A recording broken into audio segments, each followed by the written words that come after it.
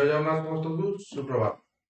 तो काली आम unit digit विषय पढ़ी कि जो बहुत गुड़े मल्टीप्लिकेशन कि आडिशन तार यूनिट डिजिट केमी काढ़ा ता विषय पढ़ी।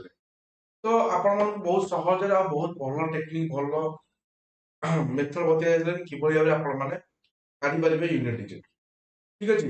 तो यूनिट डिजिट काढ़ा गोटे क्वेश्चन आपको दौर से क्वेश्चन यूनिट डिजिट कौन कढ़ा आप देखिए आउ थे देखी ना कौन देखा ना गोटे जिन यूनिट डिजिट आज कह सहित आम आज रिमाइंडर थियोरम पूरा सारे चेष्टा करवा। ठीक अच्छे। तो गोटे क्वेश्चन जमी रहा आपंकर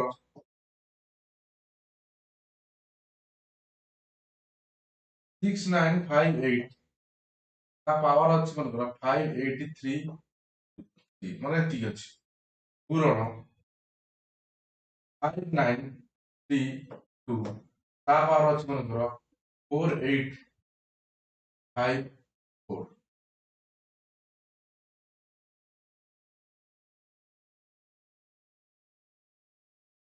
48553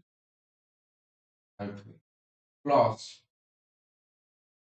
पावर होची 919 पूरण पावर होची 500। ठीक अच्छे।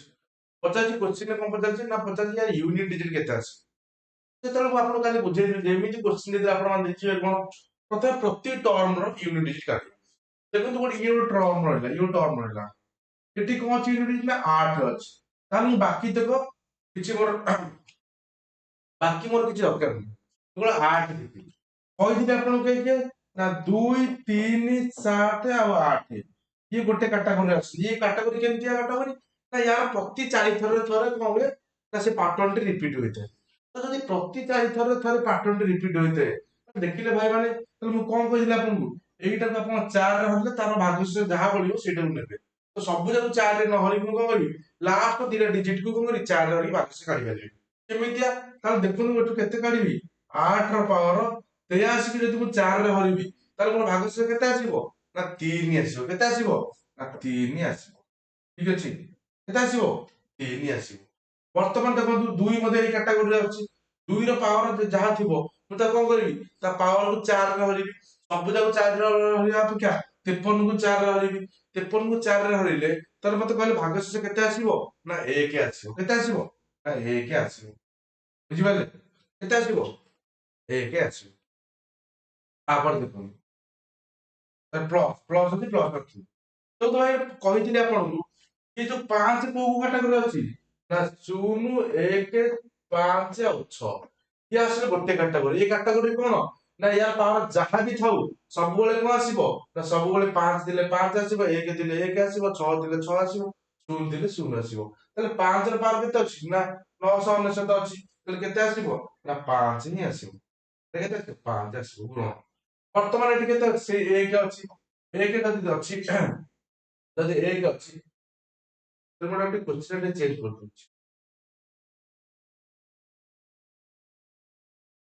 केते मोर 84 अछि 84 अछि। देखो मु पुणी कही 4 और 9 गोटे कैटेगरी आछुंती 9 जो कैटेगरी आछुंती कोन कहिदिली ना 4 और 9 जदि पावर गोटे ऑड थिबो तो 4 रो 4 आसीबो 9 रो 9 आसीबो कि जदि इवन थिबो 4 चेंज होइथिबो। देखो भाई माने 4 अछि एटी 555 अछि ता ऑड ना इवन ना आपण मान कहबे एटा ऑड बोली तो 4 रो पावर ऑड थिले केते आसीबो ना 4 ही आसीबो।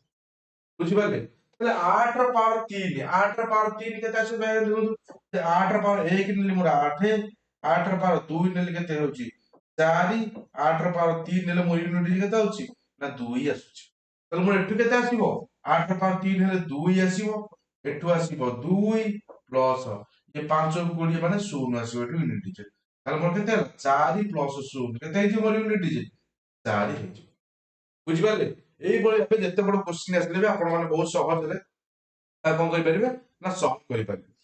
तो चलो तो आउ गोटे भलो कांसेप्ट से कांसेप्ट को देखिबा। तो देखो तो क्वेश्चन ये जो कांसेप्ट हम पढेबा जाउची ये कांसेप्ट क्वेश्चन केमति आसे कहले भाई माने देखो क्वेश्चन आसे एमति कि 110 फैक्टोरियल जदि अछि ताहार ताको फैक्टोरियल प्रथम बुझिनो फैक्टोरियल को फैक्टोरियल माने ଯଦି କହିବି ଭାଇ ମାନେ 5 ଫ୍ୟାକ୍ଟୋରିଆଲ, 5 ଫ୍ୟାକ୍ଟୋରିଆଲ ଅର୍ଥ ହଉଛି 1 ଗୁଣନ 2 ଗୁଣନ 3 ଗୁଣନ 4 ଗୁଣନ 5, ବୁଝିପାରିଲେ? 5 ଫ୍ୟାକ୍ଟୋରିଆଲ ମାନେ ତା ମୂଲ୍ୟ ହଉଛି ଏତିକି। ତ ସେଇଭଳି ଭାବେ ମୁଁ ଯଦି କହିବି ଗୋଟେ ନମ୍ବର ହଉଛି 3 ଫ୍ୟାକ୍ଟୋରିଆଲ, 3 ଫ୍ୟାକ୍ଟୋରିଆଲ ଅର୍ଥ କଣ? 1 ଗୁଣନ 2 ଗୁଣନ 3, କଣ ମାନେ ଦେଖିଥିବେ ଏମିତି କ୍ୱେଶ୍ଚିନ୍ ଆସିବାର ଫ୍ୟାକ୍ଟୋରିଆଲ। ତ ସେମିତି ଯଦି ମୁଁ କହିବି 120 ଫ୍ୟାକ୍ଟୋରିଆଲ, 120 ଫ୍ୟାକ୍ଟୋରିଆଲ ମାନେ କେତେ ଆସିବ? 1 ଗୁଣନ 2 ଗୁଣନ 3 ଗୁଣନ 4 ଅପ୍ ଟୁ କୋଉ ଯାଏଁ ଆସିବ? ଅପ୍ ଟୁ ଆସିବ 120 ଯାଏଁ, ଗୁଣନ 120, ବୁଝିପାରିଲେ? କଣ ହବ? ଏମିତି ଗୁଣି ହେଇ ହେଇ 120 ଯାଏଁ ଥିବ। ତାପରେ ମୁଁ ଜାଣିଲି କଣ? n ଫ୍ୟାକ୍ଟୋରିଆଲ ମାନେ ୟା ଅର୍ଥ ହଉଛି 1 ଗୁଣନ 2 ଗୁଣନ 3 ଗୁଣନ 4 ଅପ୍ ଟୁ କେତେ? ନା ଆସିବ ଲାଷ୍ଟ କେତେ? n minus 1 ଗୁଣନ n। ଯେମିତି ଏଠି 5 ଫ୍ୟାକ୍ଟୋରିଆଲ 4 ଗୁଣନ 5 n ଅଛି ମାନେ n ମାଇନସ୍ 1 into n, ବୁଝିପାରିଲେ? ଫ୍ୟାକ୍ଟୋରିଆଲ ମାନେ ଅର୍ଥ ହଉଛି ଏଇଆ। ତାହେଲେ 5 ଫ୍ୟାକ୍ଟୋରିଆଲ ମୂଲ୍ୟ କେତେ? ଗୁଣିବେ 2 କେ 2 2 3 6 6 2 24 24 ମାନେ କେତେ? 120, ବୁଝିପାରିଲେ? 120। ତ କ୍ୱେଶ୍ଚିନ୍ ଆପଣଙ୍କର କଣ ଆସିବ ଦେଖନ୍ତୁ, କ୍ୱେଶ୍ଚିନ୍ ଆପଣଙ୍କର ଆସିବ, କ୍ୱେଶ୍ଚିନ୍ କଣ ଆସିବ ନା କ୍ୱେଶ୍ଚିନ୍ ଆପଣଙ୍କର ଆସିବ କଣ ଆସିବ ନା ଆସିବ କ୍ୱେଶ୍ଚିନ୍ ଆପଣଙ୍କର, ଯଦି ମୁଁ ଆପଣଙ୍କୁ କଣ କରିବି ନା ମନେକର 125 ଫ୍ୟାକ୍ଟୋରିଆଲ କାଢିବି, ତାହେଲେ ମତେ କୁହନ୍ତୁ ଯେମିତି 5 ଫ୍ୟାକ୍ଟୋରିଆଲ କାଢିଲା ବେଳେ ଡାହାଣ ପଟେ ଗୋଟେ ଶୂନ ଆସିଲା, ସେମିତି କ୍ୱେଶ୍ଚିନ୍ ପଚାରିଥିବ ଯଦି ମୁଁ 125 ଫ୍ୟାକ୍ଟୋରିଆଲ କାଢିଲି ତାହେଲେ ମୋର ଯୋଉ ଡାହାଣ ପଟେ କେତୋଟି ଶୂନ ରହିବ, ବୁଝିହଉଛି? ଡାହାଣ ପଟେ କେତୋଟି ଶୂନ ରହିବ? ତ ନମ୍ବର ଅଫ ଜିରୋ ହେଲା, question what is the number of zero, what is the number of zero?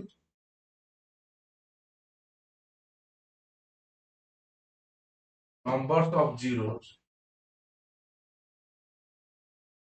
in କେତେ? 125 ଫ୍ୟାକ୍ଟୋରିଆଲ। ତ କ୍ୱେଶ୍ଚିନ୍ ଏଇଭଳି ଆସିଛି, ବୁଝିପାରିଲେ? ୟା ଅର୍ଥ ହଉଛି ଯଦି ମୁଁ କାଢିବି 125 ଫ୍ୟାକ୍ଟୋରିଆଲ ତା ମୂଲ୍ୟ କାଢିବି, ତାହେଲେ ମୋ ଡାହାଣ ପଟେ କେତୋଟି ଶୂନ ରହିବ ତାହେଲେ ସେଇଟା ମତେ କାଢିବାକୁ ପଡିବ। ବହୁତ ଯଦି କ୍ୱେଶ୍ଚିନ୍ ଟଫ୍ ଆସେ ତାହେଲେ ଏଇଭଳି କ୍ୱେଶ୍ଚିନ୍ ଆସିଥାଏ। ତ ସମସ୍ତେ ଜାଣି ରଖିବେ ଯେ ଏଇଭଳି କ୍ୱେଶ୍ଚିନ୍ ଆସିଲେ ଆମେ କେମିତି ସହଜରେ ସଲ୍ଭ କରିପାରିବା, ଠିକ ଅଛି? ତ ଦେଖନ୍ତୁ ଆପଣ, ମୁଁ ଦେଖଉଛି ଗୋଟେ ଜିନିଷ କିଛି ୟା ପଛରେ କିଛି ବେସିକ କନସେପ୍ଟ କାମ କରୁଛି, ସେ କନସେପ୍ଟ ବିଷୟରେ ଆମେ କଥା ହବା। ଦେଖନ୍ତୁ ଯେମିତି ମୁଁ କହିବି ଯେମିତି କଣ କହିଲି ଭାଇ ମାନେ 5 ଜିରୋ କେତେବେଳେ ଆସିଥାଏ, ମତେ ଗୋଟେ ଜିନିଷ କୁହନ୍ତୁ ପ୍ରଥମେ ଜିରୋ କେତେବେଳେ ଆସିଥାଏ? ଜିରୋ କେତେବେଳେ ଆସିଥାଏ? ଯେତେବେଳେ ମୁଁ କଣ କରିବି ନା 5 କୁ 2 ରେ ଗୁଣିବି, ସେତେବେଳେ କଣ ଆସିଥାଏ ନା 10 ଆସିଥାଏ। ସେତିକି ବେଳେ ହିଁ ଗୋଟେ ଶୂନ ଆସିଥାଏ। ତା ବ୍ୟତୀତ ଦେଖନ୍ତୁ ଯେତେବେଳେ 5 ର ସ୍କୋୟାର ମାନେ ଯେତେବେଳେ 25 କୁ 4 ରେ ଗୁଣିବି ତାହେଲେ ମୋର କେତେ ଆସିଥାଏ? 100 ଆସିଥାଏ, ବୁଝିପାରିଲେ? 100 ଆସିଥାଏ, ତାହେଲେ ମୋର କେତେଟା ଶୂନ ଆସିଲା? 2ଟା ଶୂନ ଆସିଲା, ବୁଝିପାରିଲେ? ଯଦି ମୁଁ ଏଟାକୁ ଏମିତି ଲେଖିପାରିବି 5 ର ସ୍କୋୟାର ଇଣ୍ଟୁ 2 ର ସ୍କୋୟାର ତାହେଲେ କେତେ ହେଲା? 100 ହେଲା। ତ ଦେଖିଲା ଗୋଟେ ରିଲେସନ ଦେଖିପାରିଲେ ଏଠି, ଏଠି 5 ରେ ପାୱାର 1 ଥିଲା, ଏଠି 1 ଥିଲା ବୋଲି ଏଠି କେତେ ଆସିଲା? ନା ଗୋଟେ ଶୂନ ଆସିଲା। ଏଠି 2 ଏଠି 2 ଥିଲେ କେତେ? ନା 2ଟା ଶୂନ ଆସିଲା। ତା ତ ମୁଁ କହିପାରିବି ଗୋଟେ 5 ଆଉ ଗୋଟେ 2 ଗୁଣି ହେଲେ କଣ ଗୋଟେ ଶୂନ ଆସିବ। ତ ଯେତୁଟା 5 ଆଉ ଯେତୁଟା ଶୂନ ଥିବ ସେତିକିଟା, ସରି ଯେତୁଟା 5 ସେତିକିଟା 2 ଥିବ ସେତିକିଟା ଶୂନ ଆସିବ। ତାହେଲେ ପେୟାର ଅଫ କଣ 5 ଆଉ 2 ରୁ କଣ ଆସିଥାଏ? ନା ଗୋଟେ ଶୂନ ଆସିଥାଏ, ବୁଝିପାରିଲେ? ଯଦି ମୁଁ କହିବି 5 ର ପାୱାର 3 ଆଉ 2 ର ପାୱାର କେତେ? ନା 4, ତାହେଲେ ମତେ କହିଲେ ଏଥିରୁ କେତେଟା ଶୂନ ଆସିବ? ଆପଣ ମାନେ ଦେଖିପାରୁଥିବେ, ତେଣୁ ଗୋଟେ 5 ଗୋଟେ 2 ମିଶିଲେ ଗୁଣିଲେ କେତେ? ଗୋଟେ ଶୂନ ଅଛି। ସେତେବେଳେ ଦିଟା 5 ଦିଟା 2 ମିଶିଲେ ଦିଟା ଶୂନ ଅଛି। ଯଦି ମୁଁ ତିନିଟା 5 କୁ ଦିଟା 4ଟା 2 ରେ ଗୁଣିବି ତାହେଲେ ମୁଁ କେତେଟା ଶୂନ ଆସିବ? ତ ଭାଇ ମାନେ ଦେଖନ୍ତୁ ଏଠି ତିନିଟା ଅଛି, ଏଥିରୁ ତିନିଟା ଗୁଣି ହେଇକି କେତେଟା ଆସିଯିବ? ନା ତିନିଟା ଶୂନ ଆସିଯିବ, ବୁଝିପାରିଲେ? ଏଟା ବହୁତ ବଢିଆ କନସେପ୍ଟ, ସମସ୍ତେ ଧ୍ୟାନ ରଖିକି ଦେଖିଥାଅ। ତାହେଲେ ଗୋଟେ 5 ଗୋଟେ 2 ତାହେଲେ ଏଥିରୁ କେତେଟା ପେୟାର ହେଇପାରିବ? ନା ତିନିଟା ପେୟାର ହେଇପାରିବ। ସେଥିପାଇଁ କଣ ତିନିଟା ଶୂନ ଆସିବ। ଯଦି ସେଇଭଳିଆ ମୁଁ କହିଥାନ୍ତି କେତେ? 7ଟା 5 କୁ 4ଟା 2 ସହିତ ଗୁଣିଥାନ୍ତି ତାହେଲେ ମୋର କେତେଟା ଶୂନ ଆସିଥାନ୍ତା? ତାହେଲେ ମୋର ଆସିଥାନ୍ତା କେତେଟା? ନା 4ଟା ଶୂନ ଆସିଥାନ୍ତା, ବୁଝିପାରିଲେ? ଲାଷ୍ଟକୁ କେତେଟା ଶୂନ ଆସିଥାନ୍ତା? ନା 4ଟା ଶୂନ ଆସିଥାନ୍ତା।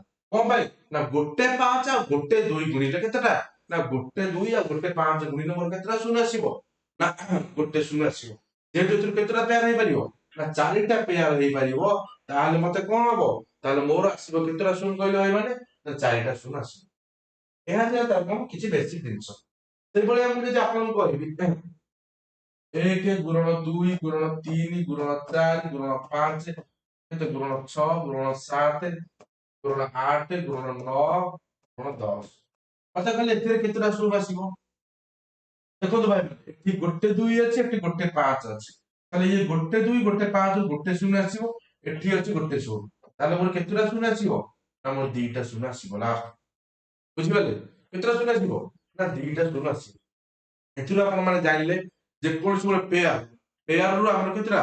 ନା ଗୋଟେ ପେୟାର ରୁ ଗୋଟେ ପେୟାର ହବ 5 ଆଉ 2 ରୁ କଣ ଏତେ? ନା ଗୋଟେ ଶୂନ ଆସିଥାଏ। ବୁଝିପାରିଲେ? ଗୋଟେ ଶୂନ ଆସିଥାଏ। ତାହେଲେ ଦେଖିବା ଆମେ ସେଇଭଳି କୋଶ୍ଚିନ୍ କୁ କିଭଳି ସଲ୍ଭ କରିବା। ବୁଝିପାରିଲେ? ସେଇଭଳି କୋଶ୍ଚିନ୍ କୁ କିଭଳି ସଲ୍ଭ କରିବା। ଯଦି ମନେକର ଦେଇଛି ଗୋଟେ ଫ୍ୟାକ୍ଟୋରିଆଲ ଦେଇଛି, ଫ୍ୟାକ୍ଟୋରିଆଲ ମାନେ କଣ ଦେଇଛି? ନା ମନେକର ଦେଇଛି 100 ଫ୍ୟାକ୍ଟୋରିଆଲ ଦେଇଛି। କେତେ? 100 ଫ୍ୟାକ୍ଟୋରିଆଲ ଦେଇଛି। ଏଇ ଯୋଉ 100 ଫ୍ୟାକ୍ଟୋରିଆଲ ୟା ଅର୍ଥ ହଉଛି କଣ ଭାଇ ମାନେ? ୟା ଅର୍ଥ ହଉଛି 1 ଗୁଣନ 2 ଗୁଣନ 3 ଗୁଣନ 4 ଗୁଣନ 5 ଅକ୍ଟୋ ଯାଏ ଆସିବ, ନା 100 ଯାଏ ଆସିବ, 100 ଯାଏ ଆସିବ। ବୁଝିପାରିଲେ? କେତେଟା? 100 ଯାଏ ଆସିବ। ତାହେଲେ ପ୍ରଥମେ ଆମେ ଦେଖିବା ଏଥିରେ କେତୋଟା 5 ଆଉ କେତୋଟା 2 ଆସୁଛି। ବୁଝିପାରିଲେ? କେତୋଟା 5 ଆଉ କେତୋଟା 2 ଆସୁଛି। ତାହେଲେ ଭାଇ ମାନେ ଯଦି ଆପଣ ଦେଖିବେ ଏଠି 2 ଅଛି, ଏଠି କେତେ ଅଛି? 5 ଅଛି। କେତେ ଆସିଯିବ? 2 ଆଉ 5 ଗୋଟେ ଶୂନ ଆସିଯିବ।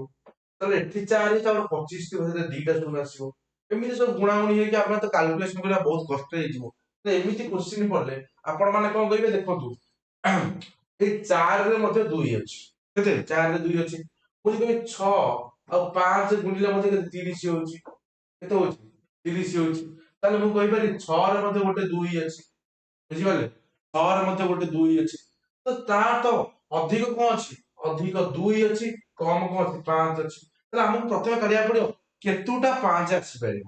ତାହେଲେ ଦେଖନ୍ତୁ ତାର କାଢିବା ପାଇଁ ମୁଁ କଣ କରିବି? ନା ଦେଖନ୍ତୁ ଆପଣ କଣ କରିବି? ନା 100 କୁ 5 ରେ ଧରିବି। 100 କୁ 5 ରେ ଧରିବି। ମୋର କେତେଟା ଆସିବ? ନା 20 ଟା ଆସିବ। ପୁଣି ଥରେ 20 କଣ କରିବି? ନା 5 ରେ ହରିବି। କେତେ ଆସିବ ମୋର? ନା 4 ଆସିବ। 4 କୁ ପୁଣି ଥରେ 5 ରେ ହରିବି। ତାହେଲେ ମୋର କେତେ ଆସିବ? 0.8। ବୁଝିପାରିଲେ? କେତେ ଆସିବ? ନା 0.8 ଆସିବ। ତ ୟା ତ ଦେଖନ୍ତୁ ଭାଇ ମାନେ ଇଏ ଯଦି ମୁଁ କୋଶ୍ଚିନ୍ ପଚାରିଥାନ୍ତା 100 ଫ୍ୟାକ୍ଟୋରିଆଲ କାଢିବା ପାଇଁ ମୋର କେତେଟା ଜିରୋ ଆସିବ? ତା ତ ମୋର 5ଟା ଆସିବ 20, ଏଇ ସବୁ 4ଟା। ମାନେ ଯୋଉ 25 45 ଏଇ ସବୁ ନମ୍ବରର ଯୋଉ ଅଛି ଯୋଉ 5 5 ପୁଣି ଏଇ 4ଟା ଏକ୍ସଟ୍ରା ଆସିବ। ତାହେଲେ ମୋର ଟୋଟାଲ ଜିରୋ କେତେ ହେଇଯିବ? ନା 24 ହେଇଯିବ। କୋଶ୍ଚିନ୍ ପଚାରିଥାନ୍ତା 100 ଫ୍ୟାକ୍ଟୋରିଆଲ କାଢିଲେ ତା ଲାଷ୍ଟ କେତେଟା ଶୂନ ରହିବ? ନା ଲାଷ୍ଟ ଯେତେ ବଡ ନମ୍ବର ବାହାରୁ ଲାଷ୍ଟ ରହିବ କେତେ? ନା 24 ଟା ଶୂନ ରହିବ। ବୁଝିପାରିଲେ? 24 ଟା ଶୂନ ରହିବ। ତ ସେଇଭଳି ଆଉ ଗୋଟେ କୋଶ୍ଚିନ୍ ନଉଛି ଆପଣମାନଙ୍କ ପାଇଁ। ଯଦି ମତେ କହିଥାନ୍ତା ମନେକର କହିଥାନ୍ତା 700 କେତେ? ନା 736। 736 ରେ ମତେ କୁହନ୍ତୁ କେତୋଟି 736 ର ଫ୍ୟାକ୍ଟୋରିଆଲ ଯଦି ମୁଁ କାଢିବି ମତେ କୁହନ୍ତୁ କେତୋଟି ଜିରୋ ଆସିବ? 736 ର ଫ୍ୟାକ୍ଟୋରିଆଲ କାଢିଲେ ମତେ କୁହନ୍ତୁ କେତୋଟି ଜିରୋ ଆସିବ ଲାଷ୍ଟ? ତାହେଲେ ମୁଁ କଣ କରିବି? ନା ସେଇଭଳିଆ 736 କଣ କରିବି? 5 ରେ ଧରିବି। 5 ଧରିବି। 5 କେ 5 ବଳି ପଡିଲା କେତେ? ନା 2। 5 କୁ 20, 20 ହେଲେ କେତେ? 5 7 35 ପଏଣ୍ଟ ପରେ ଛାଡି ଦିଅନ୍ତୁ। 147। 147 ପୁଣି ଥରେ 5 ଦେଖନ୍ତୁ 0 ନବା ଅଛି। 5 ଦୁଗୁଣେ 10 ଆଉ 5 ନୂଆ 45। ପୁଣି ଥରେ 9 କଣ କରିବି? 29 କୁ 5 ଧରିବି। କେତେ ହବ? 5 5 25 ଆଉ ବାକି ରହିଗଲା। ତାହେଲେ ପୁଣି ଥରେ 5 କଣ କରିବି? ପୁଣି ଥରେ 5 ଧରିବି। କେତେ ଆସିବ? ନା 1 ଆସିବ। ତାହେଲେ ମୋର କେତେଟା ଆସିବ ଜିରୋ କହିଲେ ଭାଇ ମାନେ? 47 ପ୍ଲସ 29 ପ୍ଲସ 1। ତେଣୁ ଟୋଟାଲ ନମ୍ବର ଜିରୋ କେତେ ଆସିବ? ନା 147 ଗୁଣ ସରି 47 ମିଶାଣ 29 ମିଶାଣ 5 ମିଶାଣ 1। କେତେ ହେଲା କହିଲେ ଭାଇ? 30 30 5 35 35 ହେଲେ କେତେ? 2 7 ହେଲେ କେତେ? 7 14 3 ହଉଛି 17 18। କେତେ ଆସିବ? ନା 182 ଟା ଜିରୋ ଆସିବ ଲାଷ୍ଟ। ଯଦି ମୁଁ କାଢିବି 736 ର ଭାଇ ମାନେ 736 ର ଯଦି ମୁଁ ଫ୍ୟାକ୍ଟୋରିଆଲ କାଢିବି ତାହେଲେ ମୋର ଜିରୋ କେତେଟା ଆସିବ ଡାହାଣ ପଟେ? ନା 182 ଟା ଜିରୋ ଆସିବ। ବୁଝିବେ ସମସ୍ତଙ୍କୁ? ଏଇଭଳି ଭାବେ ଆପଣ ମାନେ କାଢିଛନ୍ତି। ତ ୟାର ଗୋଟେ ଡିଫରେଣ୍ଟ ଲେଭେଲ ମଧ୍ୟ କୋଶ୍ଚିନ୍ ଆସିଥାଏ। କୋଶ୍ଚିନ୍ କେମିତି ଆସିଥାଏ ମୁଁ ଦେଖଉଛି ଆପଣମାନଙ୍କୁ। ଯଦି କୋଶ୍ଚିନ୍ ଆସିଥାଏ ଏମିତି 3 ଗୁଣନ 6 ଗୁଣନ 9 ଗୁଣନ ଗୁଣନ କେତେ? 12 ଅପ ଟୁ ଆସିଥିବ କେତେ ପର୍ଯ୍ୟନ୍ତ? ନା 81 ପର୍ଯ୍ୟନ୍ତ ପଚାରିଥିବ ଏଥିରେ କେତେଟା ଜିରୋ ଆସିବ? ଏଥିରେ କେତେଟା ଜିରୋ ଆସିବ? ମାନେ ଏଥିରେ ଡାହାଣ ପଟେ ଯଦି ମୁଁ କାଢିବି ସବୁ ଯାକ ଡାହାଣ ପଟେ କେତେଟା ଜିରୋ ଆସିବ? ତାହେଲେ ଏଇଭଳି କ୍ୱେଶ୍ଚିନ୍ ଆପଣ ମାନେ କଣ କରିବେ ନା ଦେଖନ୍ତୁ ଦେଖନ୍ତୁ ଏଥିରେ 3 ଗୁଣି ହେଇକି ଅଛି, ଏଥିରେ ମଧ୍ୟ 3 ଗୁଣି ହେଇକି ଅଛି, ଏଥିରେ 3 ଗୁଣି ହେଇକି ଅଛି, ଏଥିରେ 3 ଗୁଣି ହେଇକି ଅଛି, ଏମିତି ଏକାଥରେ ମଧ୍ୟ 3 ଗୁଣି ହେଇକି ଅଛି। ଯଦି ମୁଁ ଏଇଟା କଣ କରିପାରିବି, ଏଟାକୁ ଏମିତି ଲେଖିପାରିବି 3 ଗୁଣନ 1, 6 କଣ କରିବେ 3 ଗୁଣନ 2, 9 କଣ କରିପାରିବି 3 ଗୁଣନ କେତେ 3, 12 କଣ କରିବେ 3 ଗୁଣନ 4, ଏମିତି କରି କରି ଗଲେ ଏଇଟା ମୋର କେତେ ଆସିବ 3 ଗୁଣନ 27, ବୁଝିପାରିଲେ ଏମିତି ଆସିବ। ତାହେଲେ ଭାଇ ମାନେ ଦେଖିଲେ ଏଥିରେ ଗୋଟେ 3, ଦିଟା 3, ତିନିଟା 3, ଚାରିଟା 3, ଏମିତି 27 ଟା ହେଲେ ଏଥିରେ 3 ମୋର ପଳେଇବ, 3 ର ପାୱାର 27 ମୋର ପଳେଇଲା ହେଲା। ତାପରେ କେତେ ଆସିବ ନା 1 ଏଠି 1 ରହିଲା, ଏଠି 2 ରହିଲା, 3 ରହିଲା, 4 ରହିଲା, ଅପ ଟୁ କେତେ ଯାଏ ଆସିବ 27 ଯାଏ ଆସିବ।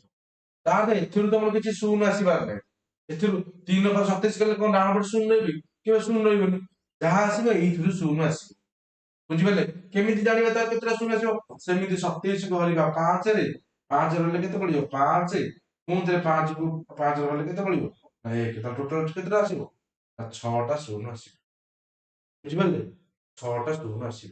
ଯଦି ମୁଁ ୟାକୁ ସବୁ କାଢିବି ଲାଷ୍ଟ ମୋର କେତେଟା ଶୂନ ଆସିବ, ଲାଷ୍ଟ ମୋର ଆସିବ 6ଟା ଶୂନ ଆସିବ, ବୁଝି ହଉଛି ଭାଇ ମାନେ। ବହୁତ ବଢିଆ କନସେପ୍ଟ ଟା, ବହୁତ ଭଲସେ ଧ୍ୟାନ ଦେଇ ଧ୍ୟାନ ଦେବେ। ଯଦି ଆପଣ ମାନେ ନ ବୁଝି ପାରୁଛନ୍ତି ତାହେଲେ ଆମର ଟେଲିଗ୍ରାମ ଗ୍ରୁପ ଡେସ୍କ୍ରିପସନ ଲିଙ୍କ ଦିଆଯାଇଛି, ସେଥିରେ ଯାଇ ଆମ ଟେଲିଗ୍ରାମ ଗ୍ରୁପରେ ଜଏନ୍ ହେଇଯାଆନ୍ତୁ। ଯେକୌଣସି ଡାଉଟ ଆପଣଙ୍କ କ୍ଲାସରେ ରହୁଛି ଆପଣ ସେଥିରେ ଡାଉଟ ପଠେଇ ପାରିବେ, ଆମେ ତାକୁ ସଲ୍ଭ କରିବାକୁ ପୁରା ଚେଷ୍ଟା କରିବୁ, ଠିକ ଅଛି। ଡେସ୍କ୍ରିପସନ ଲିଙ୍କ ଅଛି, ଆପଣ ଯାଇକି ଜଏନ୍ ହେଇଯାଆନ୍ତୁ। ତାପରେ ଦେଖନ୍ତୁ ଯଦି କୋଶ୍ଚିନ୍ ଏମିତି ହେଇଥାନ୍ତା 10 ଗୁଣନ 20 ଗୁଣନ 30 ଗୁଣନ 40 ଅଟୁ ଦେଇଥାନ୍ତେ କେତେ ଯାଏ କହିଲେ ଭାଇ ମାନେ 990 ଏମିତି ଦେଇଥାନ୍ତେ। ତାହେଲେ ମତେ କହିଲେ ଏଥିରେ କେତେଟା ଶୂନ ଆସିବ, ତ ଏଥିରେ ଶୂନ କେମିତି ଜାଣିବା, ଦେଖନ୍ତୁ ଏଇଟା ସେମିତି ସିମିଲାର 10 ଗୁଣନ 1 ଏଇଟା କେତେ ଗୁଣନ 2 କେତେ 10 ଗୁଣନ 3 ଅଟୁ ଏମିତି ଚାଲିଲା, ଏଇଟା କେତେ ନା 10 ଗୁଣନ 99।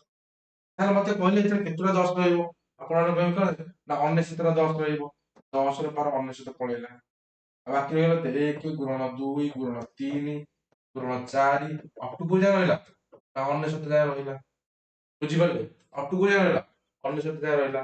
10 ର ପାୱାର କେତେ ରହିଲା 99 ରହିଲା। ତାହେଲେ ଏଥିରେ ମୁଁ ପ୍ରଥମେ ଦେଖିବି କେତେଟା ଶୂନ ରହୁଛି, ଦେଖନ୍ତୁ ଭାଇ କେମିତି ଦେଖିବା 99 କୁ କଣ କରିବି 5 ରେ ହରିବି, 99 କୁ 5 ରେ 5 କେ 5 ବଳି ପଡିଲା କେତେ ବଳି ପଡିଲା କେତେ 18, 19 ବଳି ପଡିଲା, 19 ପୁଣି ପୁଣି କେତେ 5 ରହିବି କେତେ ହେଇଛ 3, ତାହେଲେ ମୋର କେତେଟା ଶୂନ ଆସିବ ଏଥିରେ, ଏଥିରେ ଆସିବ 99 3 19 3 କେତେ ନା 22 ଟା ଶୂନ ଆସିବ। ତ ଭାଇ ମାନେ ଆପଣ ମାନେ ଜାଣିଛନ୍ତି 10 କୁ ଯଦି ମୁଁ 20 ରେ ଗୁଣିବି ତାହେଲେ ମୁଁ କେତେ ବାହାରୁଛି 200 ବାହାରୁଛି। ତା ଅର୍ଥ ପୁଣି ଏଠି ଦେଖନ୍ତୁ ଏଠି 10 ର ପାୱାର 99 ଅଛି, ଏଥିରେ କେତେଟା ଶୂନ ଆସିବ ଦେଖିଲେ ଭାଇ ମାନେ 10 ର ପାୱାର 99 ଅଛି ମାନେ ଦେଖ 10 ର ପାୱାର 2 ଯଦି ମୁଁ ନେବି ତାହେଲେ ମୋର କେତେ ଆସୁଛି 100 ଆସୁଛି, 10 ର ପାୱାର ଯଦି ମୁଁ 3 ନେବି ତାହେଲେ ମୋର କେତେ ଆସୁଛି 1000 ଆସୁଛି। ତାହେଲେ ତାର ପାୱାର ଯେତିକି ଥିବ ସେତିକିଟା ଶୂନ ଆସିବ, ତମର ଏଠି କେତେଟା ଶୂନ ଆସିବ ନା 99 ଟା ଶୂନ ଆସିବ, ଏଠି ଏଠି କେତେଟା ଶୂନ ଆସିବ 22 ଟା ଶୂନ ଆସିବ। ତାହେଲେ ଭାଇ ଦେଖନ୍ତୁ ଭାଇ ମାନେ ଏଠି ଗୋଟେ ଶୂନ ସହିତ ଏଠି ଗୋଟେ ଶୂନ ଯଦି ଗୁଣିଲି କେତେଟା ଶୂନ ଆସିଲା ନା 2ଟା ଶୂନ ଆସିଲା, ସେ ଭାବେ ଏଠି ଆସିବ 99 ଟା ଶୂନ, ସେଠି ଆସିବ କେତେ 22 ଟା ଶୂନ, ଟୋଟାଲ ଶୂନ କେତେଟା ଆସିବ 99 ପ୍ଲସ 22 1 11 12 କେତେ 112, ସରି 121 ଆସିବ, ବୁଝିହଉଛି।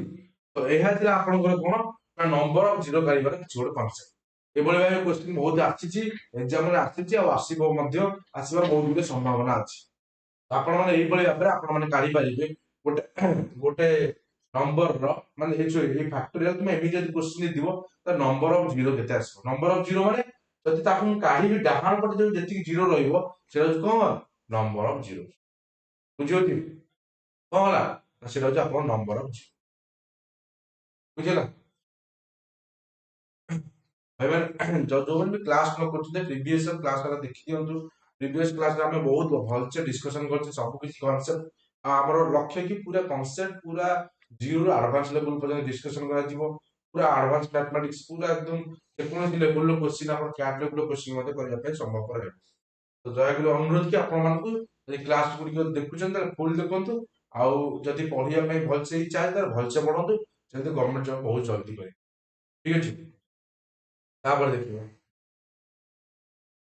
ତାପରେ ରିମାଇଣ୍ଡର ଥିଓରମ, ରିମାଇଣ୍ଡର କଣ ଦେଖନ୍ତୁ କଣ କହିଲି ଭାଇ ମାନେ, ଦେଖନ୍ତୁ ଭାଇ ମାନେ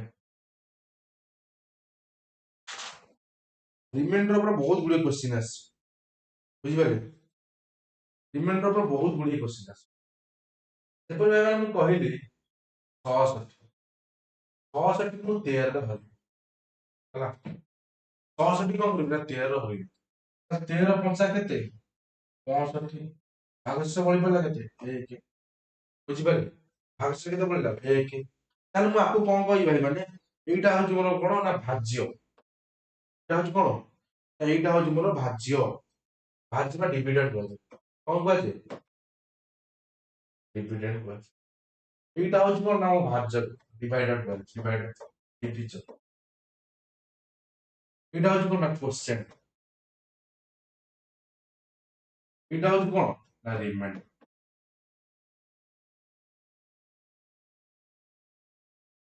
ବୁଝିପାରିଲେ? এটা କଣ ଅଛି ନା ରିମାଇଣ୍ଡର ବୋଲି କୁହାଯାଏ, ବୁଝିପାରିଲେ? এটা ଡିଭିଡେଣ୍ଡ, এটা ହଉଛି ଡିଭିଜନ, এটা ହଉଛି କୋଶ୍ଚେନ, এটা ହଉଛି ରିମାଇଣ୍ଡର। ମାନେ ଆକୁ କଣ କୁହାଯାଏ ନା ଭାଜ୍ୟ, ଭାଜ୍ୟ ତାକୁ କୁହାଯାଏ କଣ ଭାଗ, ଭାଜକ, এটা ହଉଛି କଣ ନା ଭାଗଫଳ, এটা ହଉଛି କଣ ନା ଭାଗଶେଷ। ବୁଝିପାରିଲେ? ତାହେଲେ ମୁଁ ଏଇଟାକୁ ଏଥିରେ ହରିଲେ ମୋର ଏତିକି ଭାଗଫଳ ହଉଛି, ଆଉ ଭାଗଶେଷ ଏତିକି ବଳି ପଡୁଛି। ଏଇଟା ହେଲା ଆପଣଙ୍କର, ଏଇଟା ତ ଆପଣଙ୍କର ପିଲାଦିନ ଜାଣିଛି। ପିଲାଦିନ ମତେ ଆଉ ଗୋଟେ ଜିନିଷ ଜାଣିଥିବେ, ଯଦି ମତେ ଦେଇଥିବ ଡିଭିଜନ ଦେଇଥିବ, କ୍ୱେଶ୍ଚେନ ଦେଇଥିବ, ରିମାଇଣ୍ଡର ଦେଇଥିବ, ତା ଡିଭିଡେଣ୍ଡ କେମିତି ବାହାରିବ ମାନେ ଭାଜ୍ୟ କେମିତି ବାହାରିବ ସମସ୍ତେ ଜାଣିଥିବେ। କଣ କରିବା ନା ଡିଭିଜନ କୁ, ଡିଭିଜନ କୁ କଣ କରିବା ଗୁଣିବା କାହା ସହିତ ନା କ୍ୱେଶ୍ଚେନ ସହିତ ଗୁଣିବା। क्वेश्चन सहित गुणी यदि रिमाइंडर ସେଥିରେ ମିଶେଇଦବା, ରିମାଇଣ୍ଡର ମିଶେଇଦବା, ତାହେଲେ ଆମର କଣ ବାହାରି ପଡିବ ଡିଭିଡେଣ୍ଡ ବାହାରି ପଡିବ, ଡିଭିଡେଣ୍ଡ ବାହାରି ପଡିବ।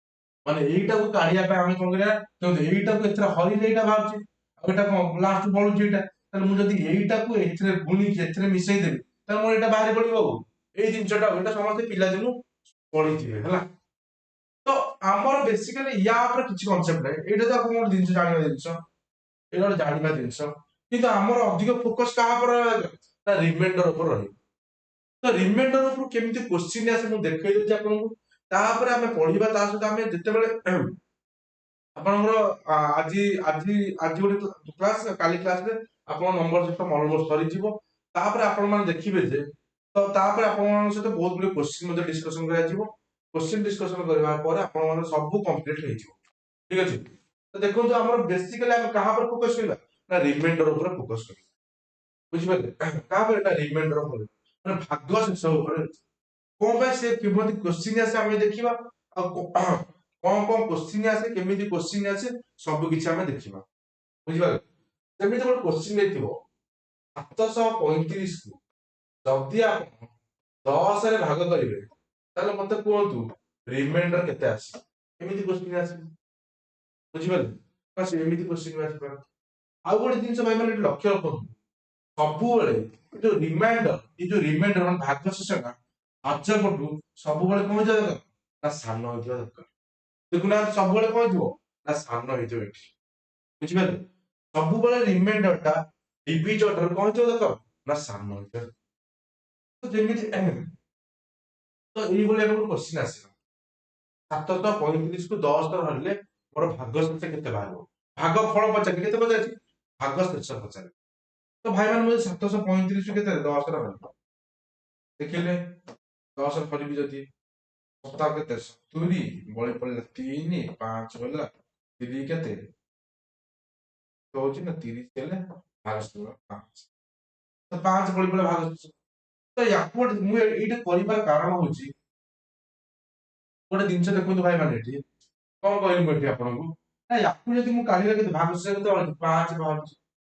ବର୍ତ୍ତମାନ କଣ କରିବି ନା ଦେଖନ୍ତୁ ଏଇ ଦିଟା ନମ୍ବର କୋଉଥିରେ କଟୁଛି ଦେଖିଲେ ଭାଇ ମାନେ, 5 କଟୁଛି, 5 କଟିଲେ 2, 5 କଟିଲେ 5 କେ 5 କଟିଗଲେ କେତେ ହେଇଯାଉଛି ନା 2 ହେଲେ କେତେ 5 20, 5 7 କେତେ 5 7 କେତେ 35, ଠିକ ଅଛି। ତ 5 7 କେତେ ନା 35।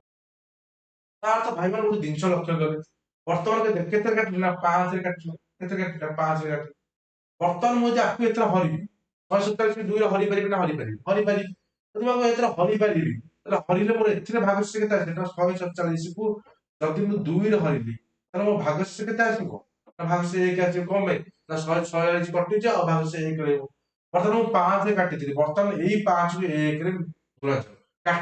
କାଟିଥିଲି ନା, କାଟିଥିଲି ମାନେ କଣ? ହରିଥିଲି ନା, ତ ହରିଥିଲି ମାନେ ଏଠି ଗୁଣାଯିବ। ତାହେଲେ ମୋର ଭାଗଶେଷ କେତେ ଆସିବ? ନା ସେଇ 5 ଆସିବ। ମୋର କହିବାର ଅର୍ଥ ଭାଇମାନେ ବୁଝିଲେ କି? ଦେଖନ୍ତୁ ଯେତେବେଳେ ବଡ ବଡ ନମ୍ବର ଥିବ, ବଡ ବଡ ନମ୍ବରକୁ ଆମେ ହରିକି ନ ହରିକି ଆମେ କେମିତି ସହଜରେ କଣ କରିବା ନା ତାର ରିମାଇଣ୍ଡର କାଢିପାରିବା। କେମିତି କାଢିପାରିବା? ନା ଯେତେବେଳେ କଟୁଛି କାଟିଦିଅ, କାଟିଦେଲା ଯେତିକି କଟୁଛି ଲାଷ୍ଟ କଣ କରିବା ନା ସେତିକି ଗୁଣିଦବା। ବୁଝିପାରିଲେ? ଲାଷ୍ଟ କଣ କରିବା? ସେତିକିରେ ଗୁଣିଦବା। ଏଇ ଜିନିଷଟା ମାଇଣ୍ଡରେ ରଖିଥାଉ ସମସ୍ତେ। ବୁଝିପାରିଲେ? ତ ଯେତିକି ଆମେ କାଟିବା ଲାଷ୍ଟରୁ ସେତିକି ଗୁଣିଦବା, ତାହେଲେ ଆମ ରିମାଇଣ୍ଡର ମଧ୍ୟ କଣ ସେତିକି ବାହାରି ପଡିବ। ବୁଝିପାରିଲେ? ଆଉ ଗୋଟେ ଜିନିଷ ଦେଖନ୍ତୁ, ଆଉ ଜିନିଷ କଣ କହିଲେ ଭାଇମାନେ? ମନେକର ମୁଁ କହିଲି 35, ମନେକର କହିଲି କେତେ ନା 65, 65 କି ମୁଁ ଯଦି କେତେ 4 ରେ ହଉଛି, କେତେ ହଉଛି ନା 4 ରେ ହଉଛି, ତାହେଲେ ମୋ ଭାଗଶେଷ କେତେ ହବ? ସେ ଗୋଟେ କନସେପ୍ଟ ହେଲା, ଏଇଠି ଆଉ ଗୋଟେ କନସେପ୍ଟ ଦେଖ। 65 ଯଦି ମୁଁ 4 ରେ ହଉଛି ତାହେଲେ ମୁଁ କେତେ ହରିବି? 65 କୁ 4 ରେ ହରିଲେ କେତେ ହବ? 4 କେ 4 ବଳି ପଡିଲା 25, କେତେ 6 4 6 24 ବଳି ପଡିଲା 1। ବୁଝିପାରିଲେ? ଏମିତି ହେଲା। ତା ଅର୍ଥ ଦେଖନ୍ତୁ ଭାଇମାନେ, ଯେତେବେଳେ ମୁଁ କଣ କଲି ନା 65 କୁ 4 ରେ ହରିଲି, ଭାଗଶେଷ 1 ବଳିଲା। ବର୍ତ୍ତମାନ ମୁଁ 65 କୁ ନା ଭାଙ୍ଗିଦେଲି। କେମିତି ଭାଙ୍ଗିବି? ନା ମୁଁ ଜାଣିଛି କେତେ 16 କୁ 64, ତାହେଲେ ମୁଁ 64 ପ୍ଲସ 1 କରିଦେବି, ଭାଇ କେତେ 4। ତାହେଲେ ଦେଖିଲେ ଭାଇ ମାନେ 64 କୁ 4 ରେ ହରିବୁ, ଭାଗଶେଷ କେତେ ବଳି ପଡିବ? ନା 0 ବଳି ପଡିବ। ଆଉ 1 କୁ 4 ରେ ହରିଲେ ଭାଗଶେଷ କେତେ ବଳି ପଡିବ? 1 ବଳି ପଡିବ। ତା ଅର୍ଥ ମୁଁ ଏଥିରୁ ଏମିତି କହିପାରିବି, ଏମିତି ଡାଇରେକ୍ଟ ହରିକି ଯଦି ଭାଗଶେଷ କେତେ 1 ବାହାରୁଥିଲା, ବର୍ତ୍ତମାନ ଭାଙ୍ଗିକି ହରିଲା ମଧ୍ୟ କେତେ ଭାଗଶେଷ 1 ବାହାରୁଛି। କିମ୍ବା ଆପଣ ମାନେ ଏମିତି ଭାଙ୍ଗି ପାରିବେ କେତେ 40 ପ୍ଲସ 25, 40 ପ୍ଲସ 25 ଡିଭାଇଡେଡ୍ ବାଇ 4। ତାହେଲେ ଦେଖିଲେ ଗୋଟେ ଜିନିଷ, ଏ ତ 4 କି ଯଦି 40 ରେ ହରିବି ଭାଗଶେଷ କେତେ ବଳିବ? 0 ବଳିବ। ବର୍ତ୍ତମାନ 25 କୁ ଯଦି ମୁଁ 4 ରେ ହରିବି, 4 କୁ କେତେ 24, ମୋ ରିମାଇଣ୍ଡର କେତେ ଆସିବ? ନା 1 ଆସିବ। ତ ମୋର ରିମାଇଣ୍ଡର କେତେ ଆସିବ? 1 ଆସିବ। ଆପଣ ମାନେ ଯେମିତି କଲେ ବି ରିମାଇଣ୍ଡର କେତେ ଆସିବ? 1 ଆସିବ। ତା ବ୍ୟତୀତ ମୁଁ ଯଦି ୟାକୁ ଏମିତି କରିପାରିଥାନ୍ତି, 65 କଣ କରିଥାନ୍ତି ନା 65 କରିଥାନ୍ତି ମୁଁ ଆପଣଙ୍କ କେତେ ନା 72 ମାଇନସ 7, କେତେ 72 ମାଇନସ 7 ହେଲା, 72 ମାଇନସ 7। ତାହେଲେ 72 ମାଇନସ 7 ଯଦି ମୁଁ 4 ରେ ହରିବି, କେତେ ହରିବି? 4 ରେ ହରିବି। ଦେଖିଲେ ଭାଇ ମାନେ, ମୋର ଏଠି ତ 72 ତ କଟିଯିବ, ଏଠି କେତେ ଆସିବ? ନା ମାଇନସ 3 ଆସିବ। ତ ନେଗେଟିଭ ରିମାଇଣ୍ଡର ନା ଆପଣଙ୍କୁ କହିବି, କିଛି ବ୍ୟସ୍ତ ହବାର କିଛି ନାହିଁ। ନେଗେଟିଭ ତାର ରିମାଇଣ୍ଡର କେତେ ଆସିବ? ନା ମାଇନସ 3 ଆସିବ। ତାହେଲେ ଦେଖନ୍ତୁ, ତା ଅର୍ଥ ମାନେ ଯଦି ନେଗେଟିଭ ରିମାଇଣ୍ଡର ମାଇନସ 3 ଆସିବ, ସବୁବେଳେ କଣ କରିବେ 4 ରୁ ମାଇନସ 3 ଫେରିଦେବେ। ମାନେ ଭାଜକୁ କଣ କରିବେ ନା ନେଗେଟିଭ ରିମାଇଣ୍ଡର ଫେରିଦେବେ। କେତେ ଆସିବ? ଆପଣ ମାନେ ମିଶାନ୍ତୁ, ଫେରନ୍ତୁ, ହରନ୍ତୁ, ଗୁଣନ୍ତୁ, ଯାହା ବି କରନ୍ତୁ, ଆପଣ ରିମାଇଣ୍ଡର ସବୁବେଳେ କଣ ଆସିବ? ସମାନ ଆସିବ। ଦେଖନ୍ତୁ ଆପଣ ଯାହା ବି କରନ୍ତୁ, ରିମାଇଣ୍ଡର ସବୁଥିରେ କଣ ଆସୁଛି? ନା ସମାନ ହିଁ ଆସୁଛି। ବୁଝିପାରିଲେ? ଏହା ଥିଲା ଆପଣଙ୍କର ରିମାଇଣ୍ଡରର ବେସିକ କନସେପ୍ଟ। ବୁଝିପାରୁଛି ନା ବୁଝିପାରୁନି? ଏହା ଥିଲା ଆପଣଙ୍କର କଣ ରିମାଇଣ୍ଡରର basic concept. Number of zero ଭାଇ ମାନେ ବୁଝିଲେ? ତ ଭାଇ ମାନେ ଆପଣ ଗୋଟେ ଅନୁରୋଧ କରୁଛି, ଯଦି ଆପଣ ମାନେ ଯଦି ଆମକୁ ଗୋଟେ ହେଲ୍ପ କରିବାକୁ ଚାହୁଁଛନ୍ତି, ତାହେଲେ ଦୟାକରି ସାଙ୍ଗମାନଙ୍କ ସହିତ ଫ୍ରେଣ୍ଡ ସର୍କଲରେ ଟିକେ ସେୟାର କରିଦେବେ। ଯାହାଦ୍ୱାରା ଆମକୁ ମଧ୍ୟ ଯଦି ବହୁତ ଜଣ ଯୋଡି ହେବେ ଆମ ସହିତ, ତାହେଲେ ଆମକୁ ମଧ୍ୟ ବହୁତ ଭଲ ଲାଗିବ। ବୁଝିପାରୁଛି? ବହୁତ ବଢିଆ ଲାଗିବ। ସେବେଳେ ମୁଁ କହିବି 130 ରୁ 70 ହରିବା, 130 ରୁ 70 ହରିବା, ତାହେଲେ ମୋ ରିମାଇଣ୍ଡର କେତେ ଆସିବ? ମୁଁ ଆପଣଙ୍କୁ ଏମିତି କହିପାରିବି 150 ରୁ 70, 150 ମାଇନସ କେତେ 20/70। ବୁଝିପାରିଲେ? ଯେମିତି କରିକି ମଧ୍ୟ ଆପଣ ମାନେ କଣ କରିବେ ନା ରିମାଇଣ୍ଡର କାଟିବେ। ବୁଝିପାରୁଛି ନା ବୁଝିପାରୁନି? ରିମାଇଣ୍ଡର କାଟିବେ। ଯଦି କୋଶ୍ଚିନ୍ ଏମିତି ଦେଇଥାନ୍ତା, କୋଶ୍ଚିନ୍ କଣ ଦେଇଥିବ ଭାଇ ମାନେ? କୋଶ୍ଚିନ୍ ଦେଇଥିବ 53 ପ୍ଲସ 20 ପ୍ଲସ 25 ଗୁଣନ କେତେ 56, ୟାକୁ ଯଦି ଦେଇଥିବ କେତେରେ ନା 16 ହରିବା ପାଇଁ, 16 ଚାକିରି ନବନିୟ ଧୀରେ ଧୀରେ ପଢିବା ଆଗକୁ ମନେ ଦେଇଥିବ କେତେ 7 ହରିବା। ତାହେଲେ ମତେ କୁହନ୍ତୁ, 7 ରେ ହରିଲେ ମତେ କହିବେ ଦେଖି ଭାଇ ମାନେ ୟାର ରିମାଇଣ୍ଡର କେତେ ଆସିବ? ତ ଭାଇ ମାନେ ମୁଁ କଣ କରିବି, ସେ ମିଶାଣ ଥାଉ ଫେଣାଣ ଥାଉ ଯାହା ବି ଥାଉ, देखो रिमाइंडर केते बाहर देखो 7 7 49 एटी भागस्य केते बळी पडियो ना 4 बळी पडियो यदि 7 गले 14 गले टी केते बळी पडियो ना 6 बळी पडियो वर्तमान एटी 25 गले केते बळी पडियो ना 25 गले मो केते 7 रे 21 गले 4 बळी पडियो एटी 56 गले केते ना 0 बळी पडियो बुझी पाले ये थिला आपन रिमाइंडर ବର୍ତ୍ତମାନ ଏଠି ଗୁଣି ହେଇଛି ମାନେ ଏଇଟା କେତେ ଗୁଣିତ କେତେ ବଳି ପଡିବ ଶୂନ ହେଇଯିବ ଇଏ 4 ପ୍ଲସ 6 କେତେ ହେଇଛି ନା 10 ରିମାଇଣ୍ଡର ଟା କଣ ଆସିଲା 10 ଆସିଲା ମୁଁ ଆପଣଙ୍କୁ କିଛି ସମୟ ପୂର୍ବରୁ କହିଥିଲି କି ଏଠି ଭାଜକ କେତେ ଭାଇ ମାନେ ଭାଜକ 7 କିନ୍ତୁ ରିମାଇଣ୍ଡର ହଉଛି 10 ଯେ ଭାଜକଠୁ ରିମାଇଣ୍ଡର ଅଧିକ ହେଲା ତ କଣ କରିବାକୁ ପଡିବ ନା ପୁଣି ତା ଆମେ କଣ କରିବାକୁ ପଡିବ ନା ପୁଣି ତାକୁ ହରିବାକୁ ପଡିବ 10 କୁ 7 ହରିବା ତ କେତେ ଆସିବ ନା 3 ଆସିଯିବ ବୁଝିପାରିଲେ କେତେ ଆସିବ ରିମାଇଣ୍ଡର 3 ଯଦି ଆପଣ କାଢିକି ମଧ୍ୟ କରିବେ ତା ରିମାଇଣ୍ଡର କେତେ ଆସିବ ସେ 3 ଆସିବ ଦେଖନ୍ତୁ ଯଦି କାଢିକି କରୁଛି କେତେ 63 ଇଏ ହେଇଛି କେତେ 63 ପ୍ଲସ 2500 କୁ କେତେ ନା 2500 କୁ ହେଇଛି ଆପଣଙ୍କର କେତେ 150 ଶୂନ ହେଇଗଲା 15 25 25 125 125 530 140 ତ କେତେ ହେଇଯିବ ନା 3 200 213 213 କୁ 213 ଯଦି ଆପଣ 7 ରହିବେ 213 କୁ ଯଦି ଆପଣ 7 ରେ ହରିବେ 7 3 କେତେ ହେଇଯିବ 21 ଭାଗଶ 2 3 କେତେ ବଳି ପଡିବ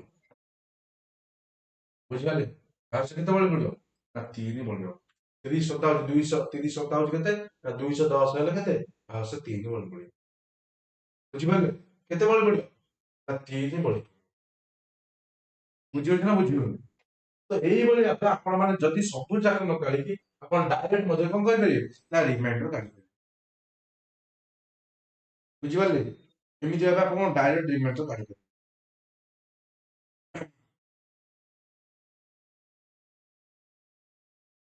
ବୁଝିହଉଛି ନା ବୁଝିହଉନି ଯଦି ଭାଇ ମାନେ ଆପଣଙ୍କ କିଛି ବି ଡାଉଟ ରହୁଛି ଆପଣ ମାନେ ଆମର ଟେଲିଗ୍ରାମ ଗ୍ରୁପ ରେ ଜଏନ ହେଇ ଆପଣ ମାନେ ଆମର ଡାଉଟ ପଚାରି ପାରିବେ ଆପଣ ବୁଝିହଉଛି ତାପରେ ଦେଖନ୍ତୁ ଗୋଟେ କ୍ୱେଶ୍ଚିନ୍ ମୁଁ ଆପଣଙ୍କୁ କହୁଛି ଯଦି a number divided by 29 leave remainder 27 if 4 times of this number divided by 86 then what will be the remainder ସେ କହିଲା କଣ କଲା ଭାଇ ମାନେ ଗୋଟେ କ୍ୱେଶ୍ଚିନ୍ କହୁଛି ଯଦି ଗୋଟେ ନମ୍ବରକୁ କଣ କରିବି ନା 129 ରେ ଡିଭାଇଡ କରିବି କେତେ ଗୋଟେ ନମ୍ବର ଅଛି ମାନେ ନମ୍ବର n ଅଛି ମୁଁ କଣ କରିବି ନା 129 ରେ ଡିଭାଇଡ କରିବି କଣ 129 ରେ ଡିଭାଇଡ କରିବି ତାହେଲେ ମୋ ରିମାଇଣ୍ଡର କେତେ ବଢୁଛି କହିଲେ ଭାଇ ମାନେ 27 ବଢୁଛି ତ ମୋ ଭାଗଶେଷ ବଢୁଛି କେତେ ନା 27 ବଢୁଛି ସେ କ୍ୱେଶ୍ଚିନ୍ ରେ କହୁଛି ଯଦି 4 time off this number divide Bai 86 ଏଇ ନମ୍ବରର 4 ଗୁଣା ଏଇ ନମ୍ବରର 4 ଗୁଣା 4 two the power n 4n କହିଲି ମୁଁ କେତେ କେତେରେ ହରିବି ନା ହରିବି କେତେରେ ଭାଇ ମାନେ ଆପଣଙ୍କର ହରିବି କେତେରେ ନା 86 ରେ ହରିବି 86 ରେ ହରିବି ତ କୁହନ୍ତୁ ତାର ଭାଗଶେଷ କେତେ ଆସିବ ବୁଝିପାରିଲେ କ୍ୱେଶ୍ଚିନ୍ ଟା ସମସ୍ତେ ବୁଝିପାରିଲେ କି ବୁଝିପାରିଲେ ନା ବୁଝିପାରିଲେ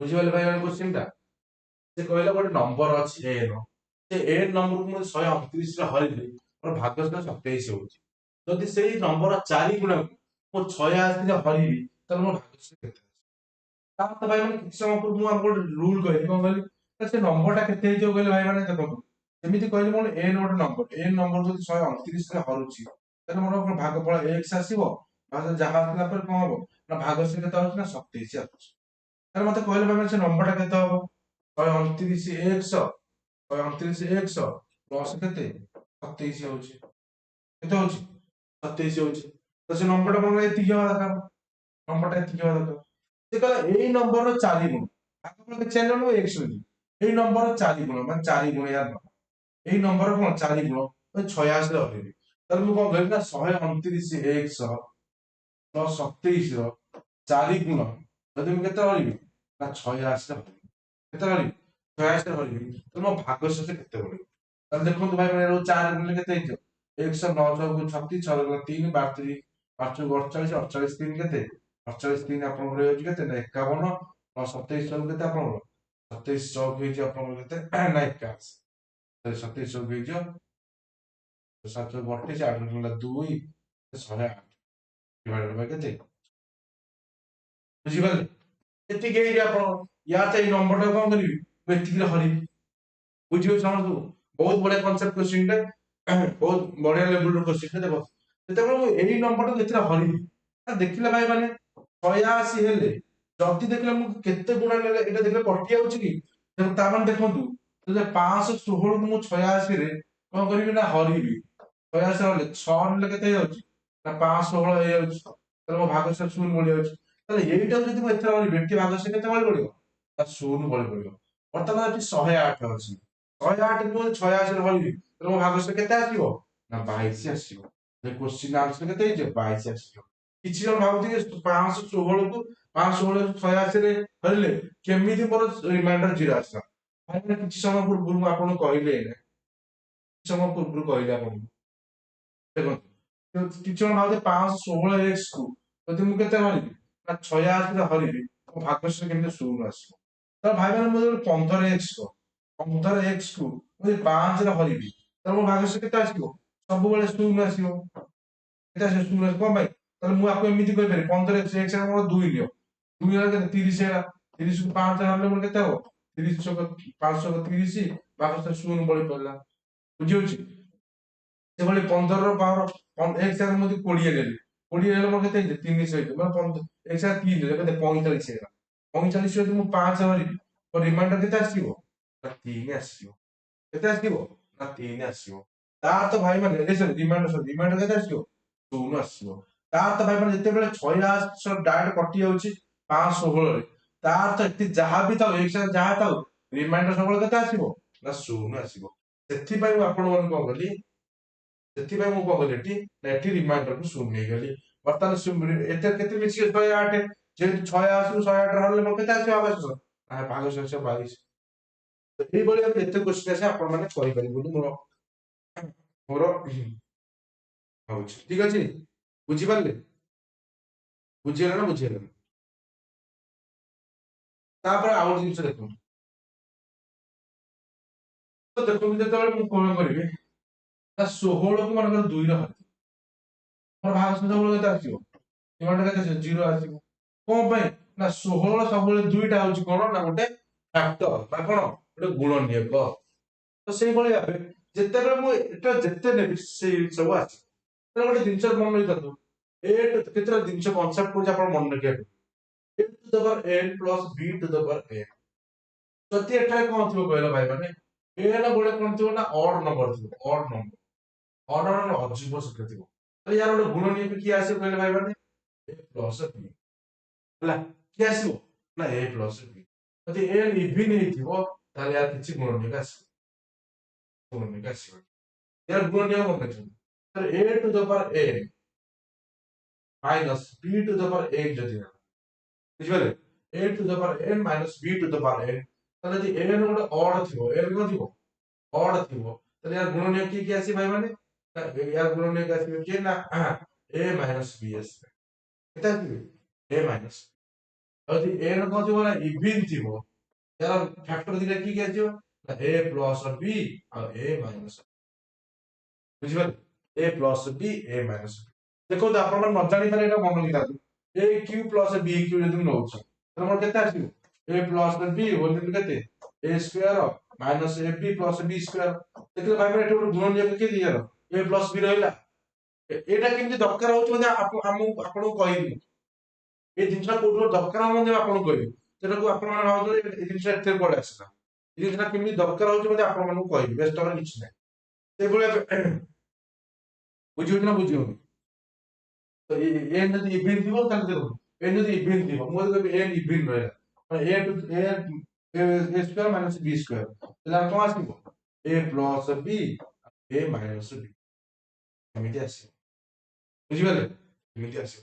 ଦେଖନ୍ତୁ ଏଇ ଜିନିଷ କୋଉଠି ଦରକାର ହଉଛି ମନେକର ମୁଁ କହୁଛି ଆପଣଙ୍କୁ, ଥିବ ମନେକର ଥିବ କେତେ ନା 54 ର ପାୱାର ଅଛି ମନେକର 33 ମାଇନସ୍ ମାଇନସ୍ ଦେଇଥିବ କେତେ କହିଲ, ମନେକର ଦେଇଥିବ 28 ର ପାୱାର ହଉଛି ମନେକର, ତାହେଲେ ପଚାରିଥିବ ଯଦି ମୁଁ ଆଉ କେତେରେ କହିଲେ ଭାଇ ମାନେ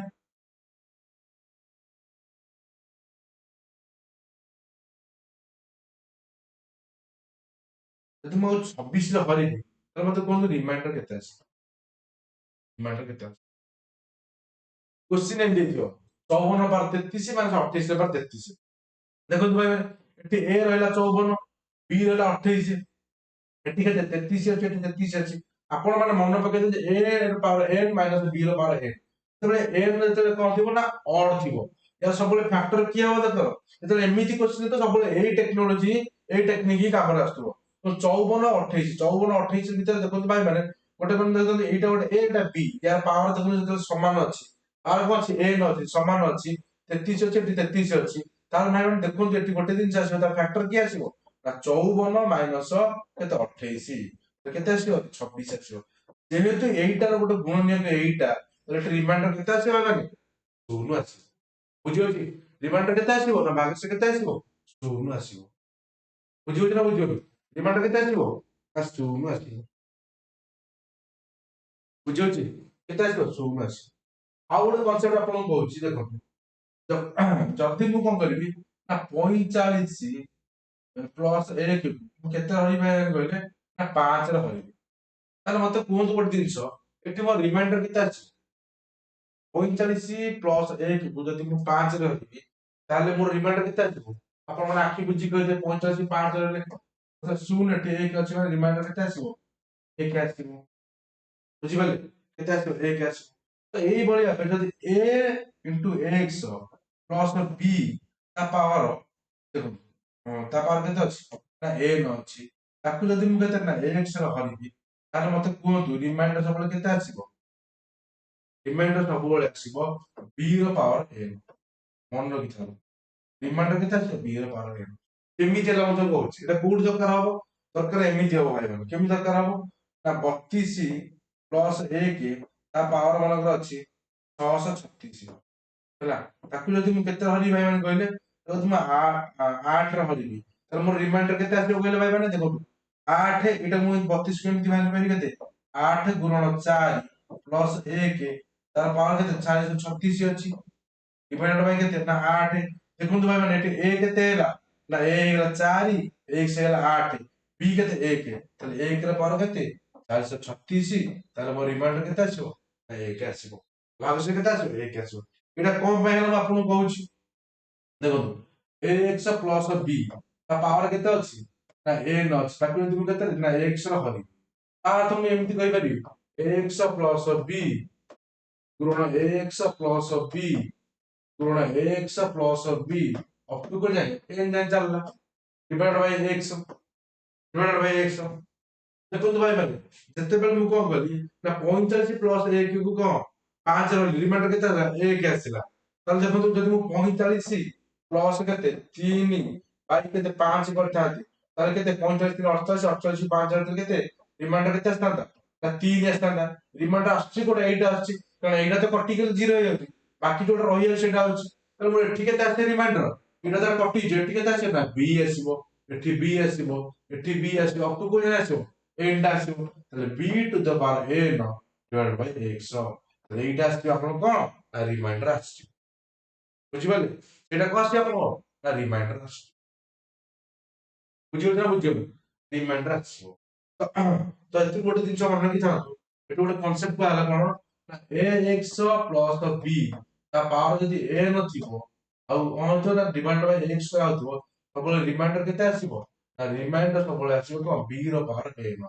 फिर हम कोन फार्मूला करि परिबा ना देखो ax प्लस 1 जदि मु केते ना x रे करता पावर n थिबो, ताले मोर सबले रिमाइंडर केते आसीबो ना रिमाइंडर 1 आसीबो। बुझिबाले रिमाइंडर केते आसीबो ना 1 आसीबो। ସେଇଭଳି ଭାବେ ଯଦି ax ପ୍ଲସ ମାଇନସ b ତାର ପାୱାର n ଥିବ, x ର ହରିବି, ତାହେଲେ ମୋର ରିମାଇଣ୍ଡର କେତେ ଆସିବ କହିଲେ ଭାଇ ମାନେ, ରିମାଇଣ୍ଡର ଆସିବ ମାଇନସ b ର ପାୱାର କେତେ ନା n, ମାଇନସ b ର ପାୱାର n। ଯଦି ଦେଖନ୍ତୁ ଏଥିରେ କେମିତି କଣ ଆସିବ ନା ax ମାଇନସ 1 କୁ ଯଦି ମୁଁ କଣ କରିବି x ର ହରିବି, ତାର ଥିବ n ଥିବ, ତାହେଲେ ମୋ ରିମାଇଣ୍ଡର କେତେ ଆସିବ ନା ମୋ ରିମାଇଣ୍ଡର ଆସିବ, ରିମାଇଣ୍ଡର କେତେ ଆସିବ ନା ପ୍ଲସ 1 ହେଇପାରେ କିମ୍ବା ମାଇନସ 1 ହେଇପାରେ। ଯଦି a ନମ୍ବର ଥିବ କଣ ଇଭିନ୍ ଥିବ ପ୍ଲସ 1 ଆସିବ, ଏ ଯଦି ଅଡ୍ ଥିବ କଣ ଆସିବ ନା ମାଇନସ 1 ହବ। ବୁଝିପାରିଲେ? ବହୁତ ବଢିଆ କନସେପ୍ଟ ଟା, ସମସ୍ତେ ଧ୍ୟାନର ସହିତ ଦେଖନ୍ତୁ ହେଲା, ବହୁତ ବଢିଆ କନସେପ୍ଟ, ବହୁତ ବଢିଆ କନସେପ୍ଟ ଟା। ବୁଝିପାରିଲେ ନା ବୁଝିପାରିଲେ? ତାପରେ ଗୋଟେ ଜିନିଷ ଛାଡିଦେଲେ ନେଗେଟିଭ ରିମାଇଣ୍ଡର। नेगेटिव रिमाइंडर कौन है? नेगेटिव रिमाइंडर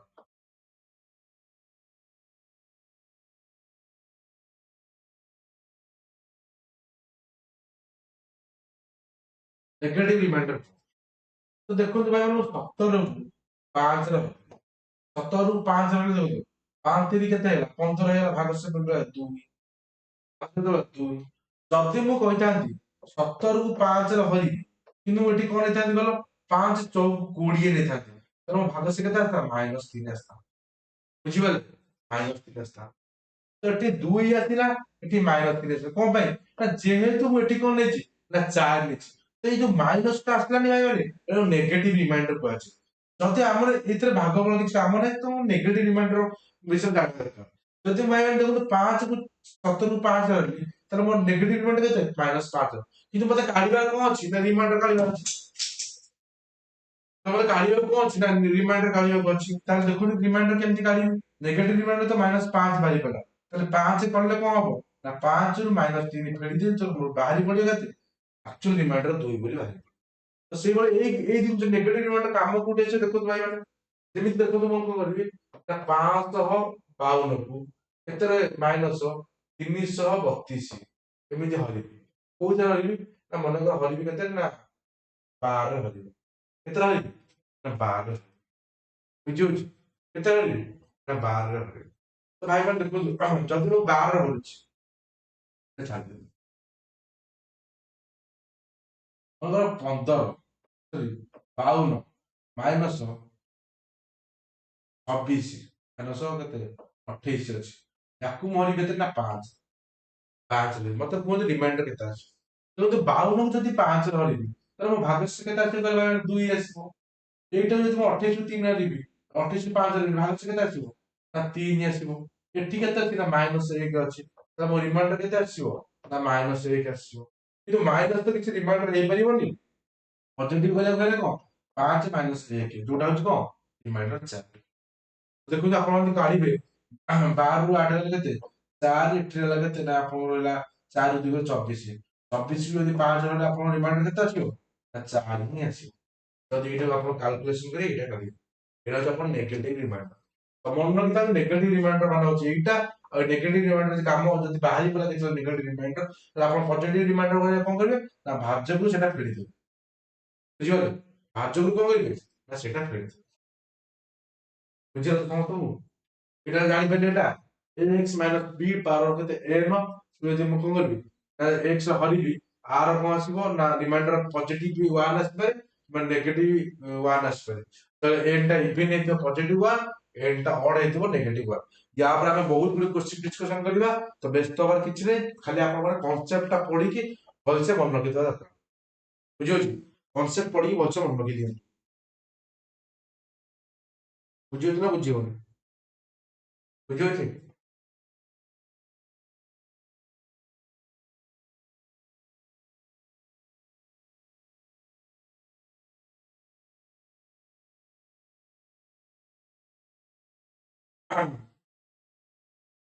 ଗୋଟେ ଜିନିଷ ଦେଖନ୍ତୁ ହଁ ମୁଁ ଆଉ ଗୋଟେ କ୍ୱେଶ୍ଚିନ ଆପଣଙ୍କୁ କହୁଛି ସମସ୍ତେ କରିବା ପାଇଁ ଟ୍ରାଏ କରନ୍ତୁ 127 ଅଛି କେତେ ନା ତା ପାୱାର ଅଛି ମନେକର 97 97 ଆଉ ଗୋଟେ ଅଛି 97 ର ପାୱାର 97 ଦେଇଛି କଣ ନା ୟାକୁ ଯଦି ମୁଁ ହରିବି କୋଉଥିରେ ନା ହରିବି 32 ରେ ତାହେଲେ ମତେ କୁହନ୍ତୁ ରିମାଇଣ୍ଡର କେତେ ଆସିବ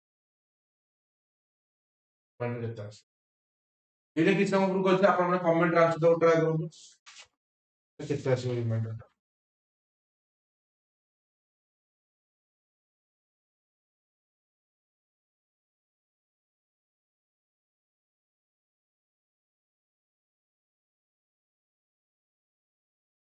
କଣ କହିଥିଲେ ଏଇନେ ଦେଖନ୍ତୁ a to the power n plus b to the power n ଯେତେବେଳେ ଥିବ ଆଉ n କଣ ହେଇଥିବ ଆପଣଙ୍କର ନା ଅଡ ହେଇଥିବ କଣ ହେଇଥିବ ନା ଅଡ ହେଇଥିବ ତାର ଗୋଟେ ଫ୍ୟାକ୍ଟର କିଏ ଆସିବ ନା a ପ୍ଲସ b କେତେ ହଁ a ପ୍ଲସ b ତ ଦେଖନ୍ତୁ ଏଠି ଏଠି ଅଛି a ଅଛି 127 b ଅଛି କେତେ 97 ତାର ପାୱାର ସରି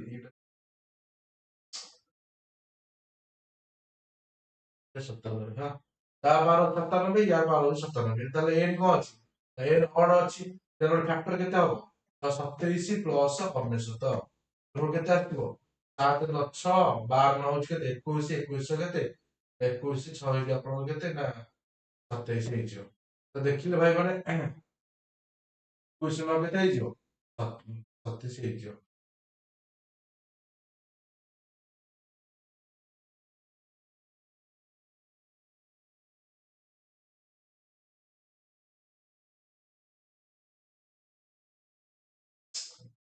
କେତେ ହେଇଛି କହିଲେ ଆପଣ 7 ନ 6 12 ନ ହଉଛି 21 21 21 1 କେତେ ହେଇଯିବ 22 ହେଇଯିବ। ବୁଝିପାରିଲେ ବୁଝିପାରିଲେ ନା ବୁଝିପାରିଲେନି? ବୁଝିପାରିଲେ ସମସ୍ତେ?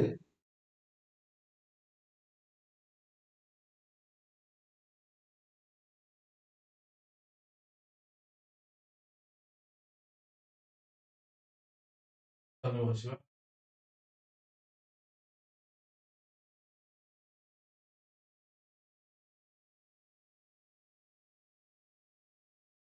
କେତେ ହେଇଯିବ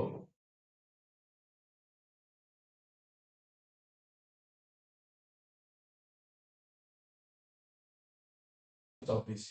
ବର୍ତ୍ତମାନ ଦେଖିଲେ ୟାର ଏଟା 8 ଗୁଣ କି 8 ଗୁଣ ସେଇଟା ୟାର ହଁ ଦେଖো ଯେତେବେଳେ 224 ଯଦି କଟେଇ 32 ଟା ରିମାଇଣ୍ଡର କେତେ ଆସିବ ରିମାଇଣ୍ଡର 0 ଆସିବ।